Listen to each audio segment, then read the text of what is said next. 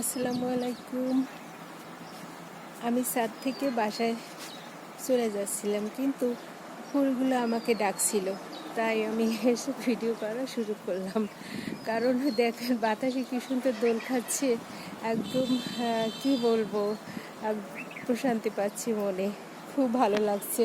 এটা হচ্ছে আমার বাবলির যে ফুলের বাগান। মানে সারা বছর সে কিভাবে এরকম যে গোলাপ মানে গাছে হয়, আমি আসলে চিন্তা করতে পারি না, কল্পনাও করতে পারি না।